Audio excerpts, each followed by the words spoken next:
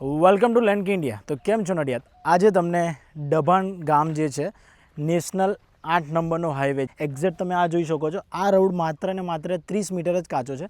એના પછી તમને પાકો રોડ મળશે, ડામરવાળો રોડ, જ્યાં મોટું તમારું વ્હીકલ નીકળી શકે એટલી મોટી જગ્યાનો રોડ રહેવાનો છે. અને મેઇન રોડથી આ જગ્યા 350 મીટર અંદર છે. 36 ગુંઠા જગ્યા રહેવાની છે, એટલે કે 1.5 વીઘા જગ્યા છે.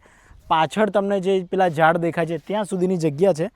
ટોટલ 1.5 વીઘા જગ્યા જૂની શરતની જગ્યા છે.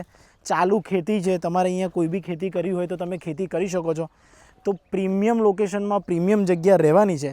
તો જે પણ લોકોને ફાર્મ બનાવવા માટે, અધરવાઇઝ એમને કંઈક નાનું મોટું વિલા બનાવવું હોય, કન્સ્ટ્રક્શન માટે જગ્યા જોઈતી હોય તો જલ્દીથી જલ્દી મારા પેજ લેન્ડ ઇન્ડિયામાં કોન્ટેક્ટ કરી શકે છે. Thank you. તમે જોઈ શકો છો આ જગ્યા આખી તમને મળી જશે. જૂની શરતની જગ્યા છે અને આખી જગ્યામાં તમને રોડ સાઈડની એન્ટ્રી મળી જવાની છે.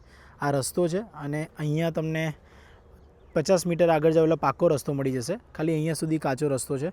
તો રસ્તા સાઈડની જ તમને એન્ટ્રી મળશે જગ્યા માટે.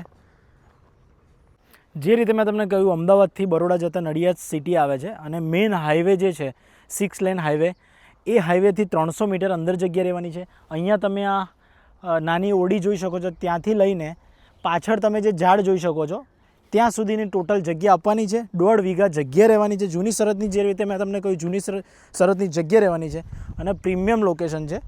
તમે જે રીતે જોયું, આ નડિયાદ સિટીનું બોર્ડ છે, આ હાઈવે, આ ડભાણ ગામ છે અને આ ગામથી એક્ઝેક્ટ 300 મીટર અંદર જ જગ્યા રહેવાની છે. જે લોકોને ફાર્મ બનાવવા માટે જોઈએ છે, બેસ્ટ પ્રાઇસમાં તમને જગ્યા મળી જશે. જૂની શરતની જગ્યા રહેવાની છે.